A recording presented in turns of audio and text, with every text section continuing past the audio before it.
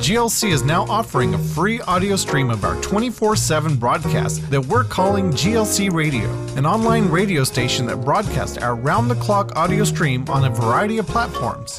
GLC Radio gives you the ability to listen to GLC virtually anywhere, through your home or office computer, or on the go with a mobile device. You can access GLC Radio through our website or by searching for God's Learning Channel through iTunes Internet Radio, TuneInRadio.com, or on Shoutcast.com. Explore various GLC Radio-enabled mobile apps by visiting our website at glc.us.com/listen/GLC Radio. GLC Radio, your free connection to GLC anywhere, anytime.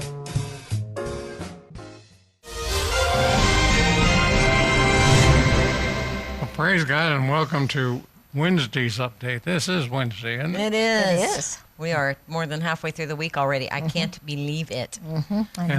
We just want to thank you defenders who have really been coming through with your financial help. Thank you so much. Thank you. I want to thank everybody because it's nice to be able to pay bills. It is. So anyway, Roundup runs through the end of the month. And so if you want a copy of the nuggets from the 2 weeks of Roundup, which Mason has been working on, he has now gotten through 2 days of Roundup, 8 hours, when I spoke with him this morning. And he says, Amy, there was really some really great stuff that was even said on the update set. So he's having to go through every minute of it. And he is including some of the music to break between the segments. So that's great. That's great. So they only had to contact us if they don't want it, right? yeah, contact us if you don't. Any gift that we receive during the month of October will qualify you for the nuggets from Roundup.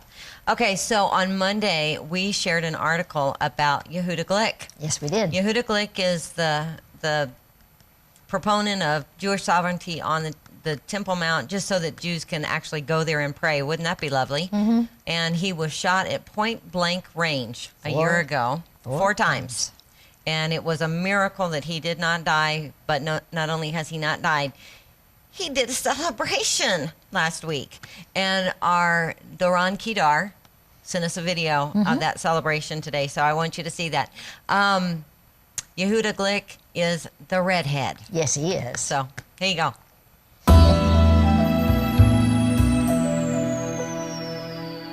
Hi, this is Doron Keidar with another Israel Report, and today I'm here on the year anniversary of Yehuda Glick's attempted assassination, and right behind me here you see the crowd of people. You see them coming in. They're actually all registering and trying to get ready to come together and celebrate. This is what he's decided to do, is actually throw a celebration. And as he called it 2 weeks ago, I think it was, where he gave a speech to our group, he said it's his birthday. So this is a day where he is celebrating a new life, a new phase in his life, where God has given him another chance to continue on and to continue with this mission of Temple Mount advocacy and making sure that the Temple Mount will become one day, through this type of advocacy, and just like we're doing with Cry for Zion, it will be a house of prayer for all nations. So this is what he's doing right now, and we're all here to celebrate with him. Cry for Zion's here to celebrate with him. Hayovel's here to celebrate with him, and this is exciting. People were praying for us all over the world, millions of people, and God had his messengers with each and every one of you. We're one of those messengers. And we're here today to say to the world, Am Yisrael Chai!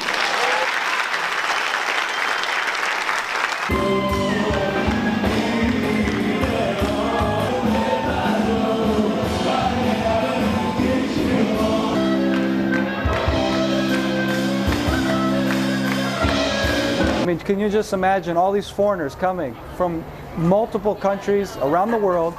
I think there are over 150 at least right now that come and fill this place with that support and that backing from the nations, and that's very important. And hopefully next year you can be here, you can show your support, you can come during the Feast of Tabernacles, and you can show your support for the Temple Mount. You can show your support for Mr. Glick and all of what he has done, literally laid down his life for this cause. And you can just come and just enjoy this wonderful land. You can come and you can tour. You can see the places. You can connect with the people, the land, and the scriptures. This is Doron Keidar with another Israel Report. Thank you for listening. Shalom.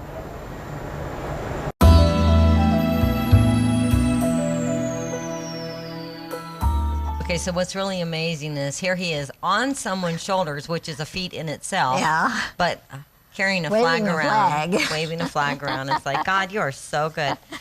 Do you have a letter, Pop? I got a letter. It's a great letter. It says, Dear Tommy, Al, and Amy, I can't tell you how much I appreciate GLC. I am 83 years old and have been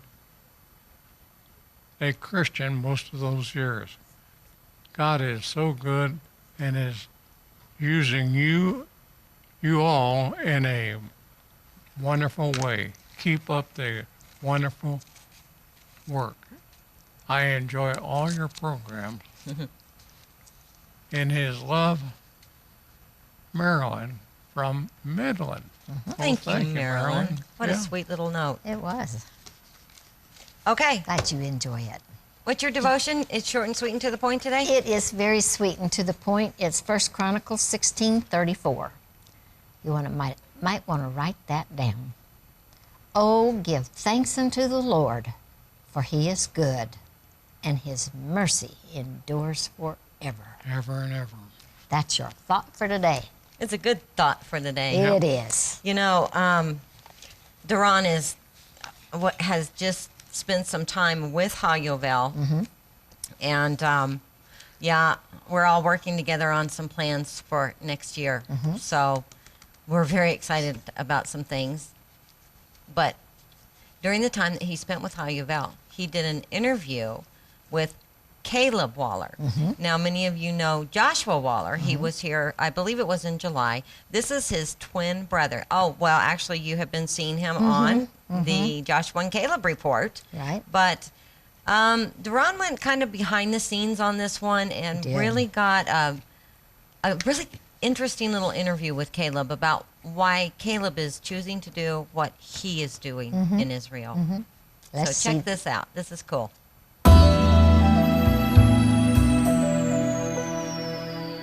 Hi, this is Doron Keidar with another Israel report, and today I'm reporting to you from the land of Samaria, the promised land right here in the very heart of all of what's going on today in Israel.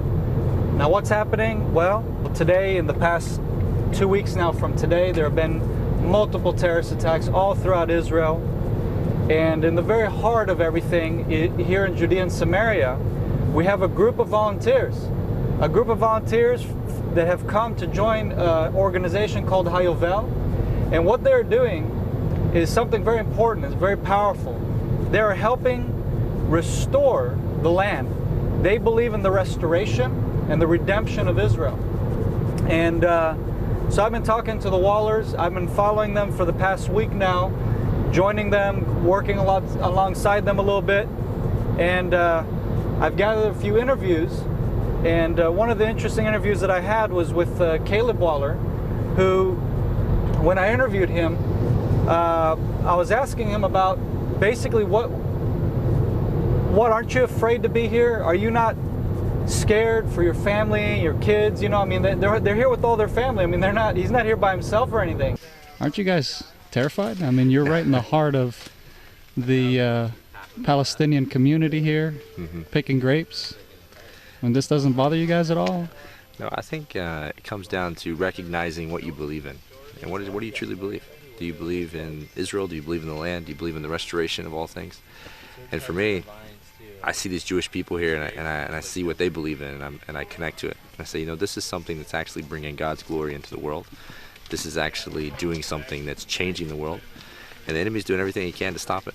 And so if he's using the Islamic powers of the world just to be a force against good, then that's what he's doing. And so I think that's what you're seeing, a very ugly head rising here in Judea and Samaria, and it is the powers of terrorism that are being motivated by a very, very evil force that is fighting against good. And the good that's coming into the land is a beautiful thing. It's all part of God's prophecy, it's all part of God's plan. And so for me, I look at it this way, and I say, you know, the greater the struggle, the greater the fight, the greater the victory. And so if I could participate in that and be a part of it, then my physical safety, my things of feeling afraid or things of that sort is something I have to say, Caleb, you know what? God's work usually takes sacrifice. And so I've made the decision. If one day I have to give my life for this cause, do I really believe in it? And I do. I believe in this country enough. I believe in this place enough, and I believe in the restoration of all things enough that I would be willing to give my life for it. And every person here that's with us feels that way. But indirectly too, you can't. There's places in the U.S. I've felt more dangerous than I do here. We are taking precautions. We are doing the right things in order to make sure we have the people in place to protect us and to make sure things are taken care of. But in the same way, God's numbered our days. And if the days of my life are the ones that are found participating in the redemption, that's what I want to do. So that's why I'm here. From what I've learned, these are level-headed people that know exactly what they're here for and know exactly what they're doing. And this is so important, is for Christians to come and show their support when it's most inconvenient. It's now when it's the most inconvenient is when we need to see the support coming from the nations. It's now when the rubber meets the road, when there's terrorism happening here in the land of Israel. Will you come? Will you support? Will you be with God's people? Will you give your own blood? These people gave their own blood, literally. That's why I witnessed last night, and I joined them as well, of course. We all gave blood, not all of the team, but I'd say, if I remember correctly, over 40 people gave blood of the group here of about 150 people that they have on the mountain. And that's encouraging for me. And I know it was encouraging to the Jewish community here to see how these people were just coming, not just working the land with their hands, but literally giving their lifeblood to this nation. And that's a blessing. God is restoring the land. The land is giving up its fruit. The people are coming back, and it is a blessed and good land. And I can tell you that as an Israeli growing up here, that what I'm seeing is this land is giving up its blessed fruit. And it's a blessing to be a part of and take part of being with these people, and to see how they're joining their hands to the soil. And by God's grace, as they put their hand to the soil to build, the Israeli Defense Forces, this is the time of Ezra and Nehemiah. It's a joyous time, an exciting time of restoration, but it's not a time to be ignorant of the enemy that is lurking at the door to come and destroy what God is doing. So we have to both build and we have to also fight. I encourage you, my friends, who are watching this interview, that Bezrat Hashem, by God's help, next year in Yerushalayim, next year you will join the Cry for Zion proclamation, and you will join Hayovel as well, to put your hand to the soil and help build this land. This is Doron Keidar with another Israel Report. Thank you for listening. May the Almighty bless you. Shalom from the land of Israel.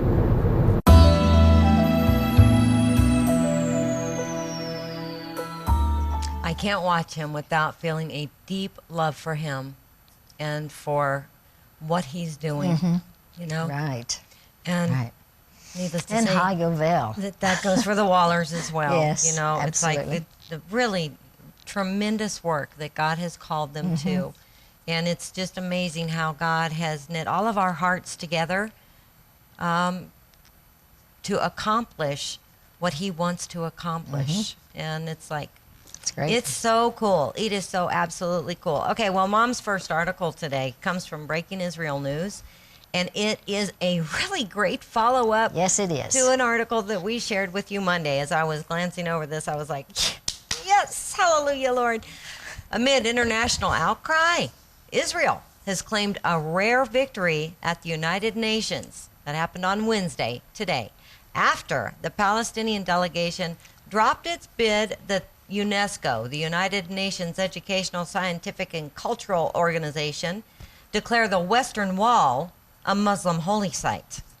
The resolution, which was submitted on behalf of the Palestinian Authority by 6 Arab states, demanded that the Western Wall be recognized as a, quote, integral part of the Al-Aqsa Mosque, the compound on the Temple Mount.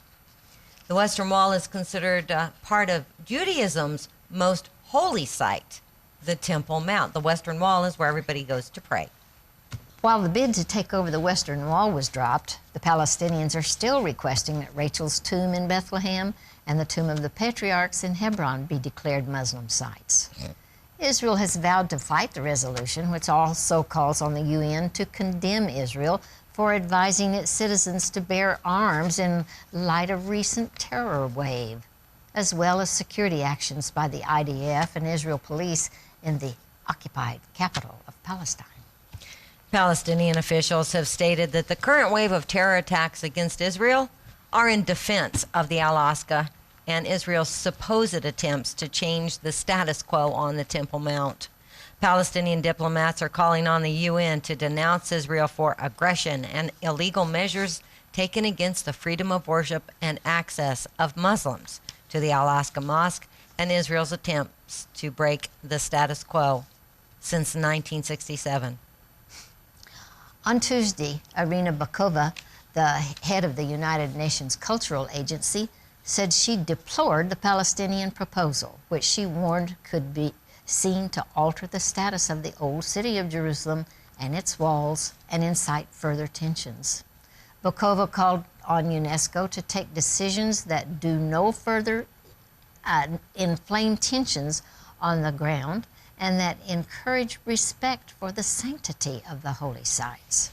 In Israel, while meeting with UN Secretary General Ban Ki-moon, Israeli President Reuven Rivlin said efforts to increase tension in Israel must be rejected.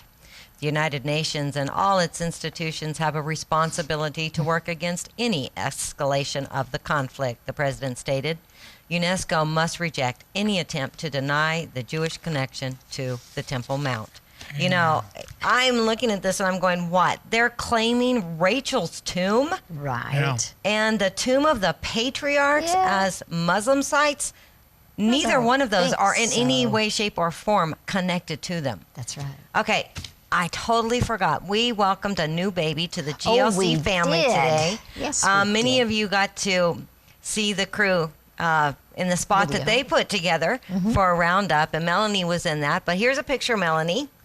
Melanie gave birth to a 7-pound, 15-ounce baby boy yesterday. His name is Isaiah Allen. So congratulations to you guys for that. That's He has a big brother, Dominic, who is just precious. He is beyond precious.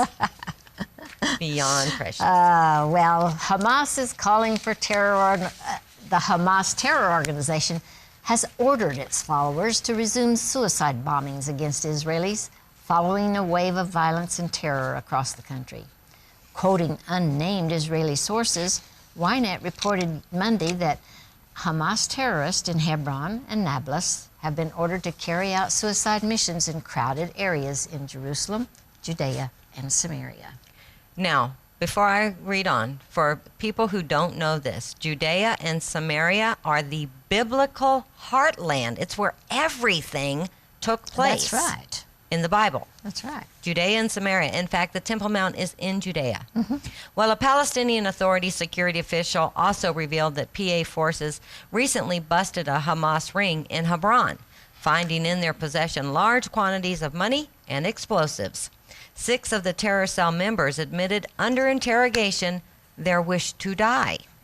Hamas has praised the terror attacks recently striking Israel, with group officials calling for an armed resistance against Israel. On Sunday, Mahmoud al-Zahar, a Hamas leader, said the current popular intifada should turn into a militarized conflict. Last week, Ismail Haniyeh, Hamas leader in Gaza, urged the strengthening and increasing of the intifada. During a Friday sermon at a mosque in Gaza, Haniyeh declared that armed resistance was the only path that will lead to liberation. Over the last 2 weeks, Hamas has called for 2 days of rage against Israel, urging Palestinians to carry out terrorist attacks against Israelis, as well as riot against IDF soldiers. The new call for suicide bombings comes after a Channel 10 report revealed Palestinian security officials believe Hamas terrorists are planning a large-scale terror attack against Israelis in Judea and Samaria. Okay, this next article comes from Reuters. U.S. President Barack Obama has plans to directly arm rebels fighting inside Syria, and it's raising concern from Congress and intelligence officials over whether it provides enough safeguards to prevent the weapons from falling into the wrong hands. The new approach replaces a largely failed effort in which the Pentagon trained rebels outside of Syria and sent them back to the battlefield after an exhaustive vetting process to ensure that they weren't linked to radical Islamic groups. Only about 180 rebels were trained, of whom 145 remain active, with about 95 inside Syria, a military spokesman said on Friday. The revised plan to battle Islamic State in northern Syria kicked off on October 11th, when U.S. Air Force C-17 cargo planes conducted what the Pentagon described as a successful airdrop of machine gun ammunition, grenades, and rocket-propelled grenade rounds to Syrian Arab fighters. The concerns stem from the fact that under the new program, only rebel commanders, not individual fighters, will be screened, as well as the inherent risk of inaccuracy in airdrops to areas controlled by overlapping militant groups. Officials of several agencies involved in Syria policy and operations, along with congressional oversight sources, said they had little confidence in the effectiveness of the Pentagon's procedures to vet the loyalties and credentials of Syrian rebels who are receiving U.S. weapons. The U.S. agencies are often unable to gather enough information to verify the rebels' identities, credentials, and allegiances, the official said. In a closed-door congressional briefing on changes to the $580 million program, administration officials did not provide sufficiently detailed answers as to how vetting could be effectively carried out, one source familiar with the briefing said. The vetting procedures appeared to be leaky, said a source who spoke on condition of anonymity. Colonel Steve Warren, a Baghdad-based spokesman for the U.S.-led coalition battling Islamic State, said on Tuesday the weapons and equipment had been dropped to leaders of the Syrian Arab Coalition, a collection of 10 to 12 groups numbering about 5,000 fighters. The leaders had previously received U.S. training outside the country for about a week, including on the law of land warfare and the use of communications gear.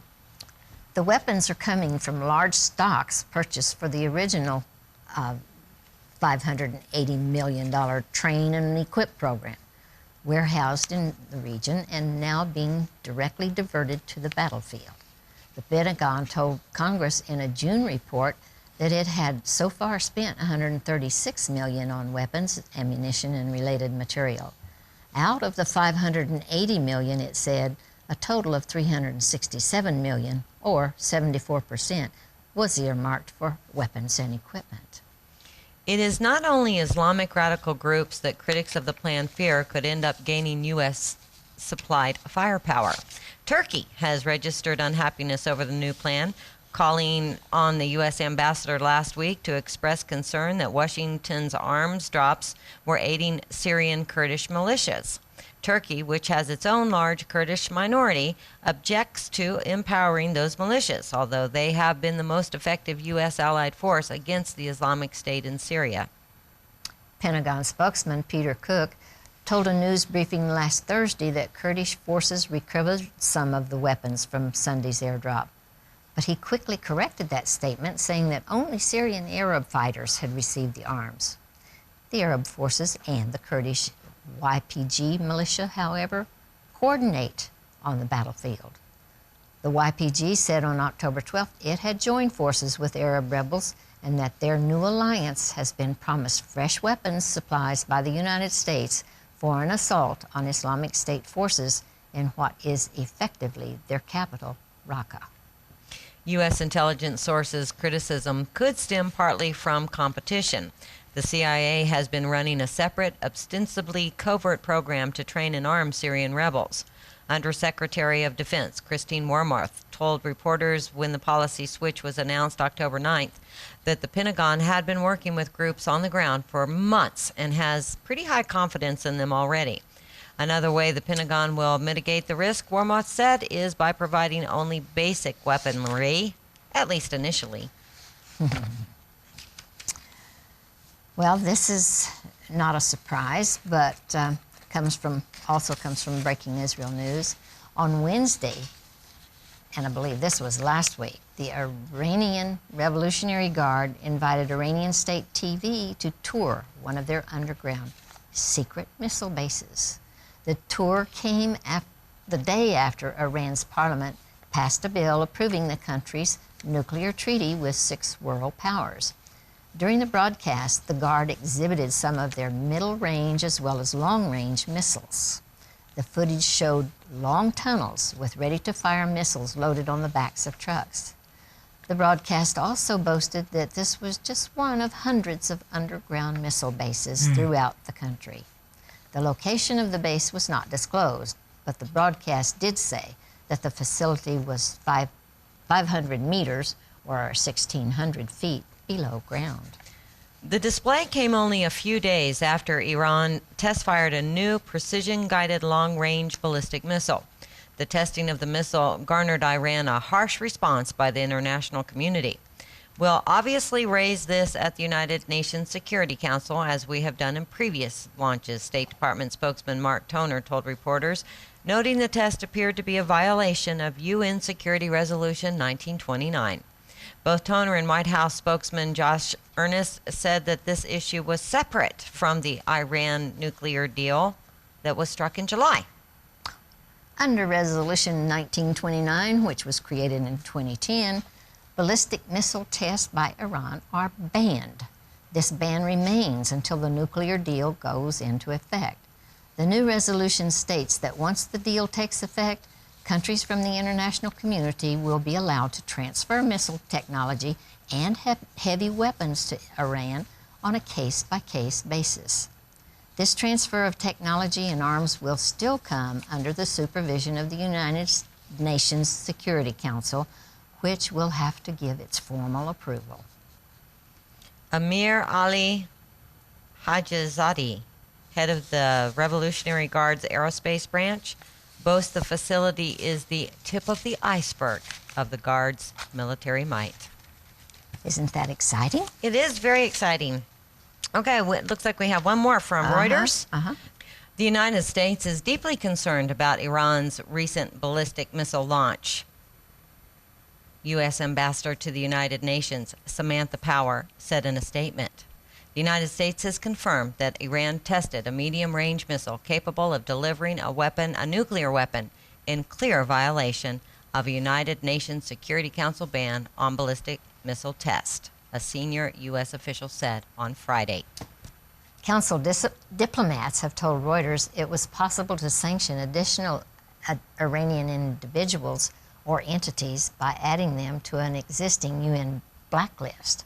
However, they noted that Russia and China, which have opposed the sanctions on Iran's missile program, might block any such moves. The Security Council prohibition on Iran's ballistic missile activities, as well as the arms embargo, remains in place, Power said. We will continue to press the Security Council for an appropriate response to Iran's disregard for its international obligations. Ballistic missile tests by Iran are banned under Security Council Resolution 1929, which was adopted in 2010 and remains valid until a nuclear deal between Tehran and 6 world powers goes into effect. Under that deal, reached on July 14th, most sanctions on Iran will be lifted in exchange for curbs on its nuclear program. Once the deal takes effect, Iran will still be called upon to refrain from undertaking any work on ballistic missiles designed to deliver nuclear weapons for a period of up to 8 years, according to a Security Council resolution that was adopted. Wow. Wow is right. So, okay, this hasn't gone into effect yet, but they're already breaking the resolution from before and doing whatever they want. Yeah. As they would say in Israel, oy vey. Oy vey. Oy vey. Well, you know what? It's really exciting to be part of something that God is doing, and we're so excited that He has set it up in a way that you have just as much a part in it as we do. We love you so very much. And keep praying for the peace of Jerusalem. See you Friday.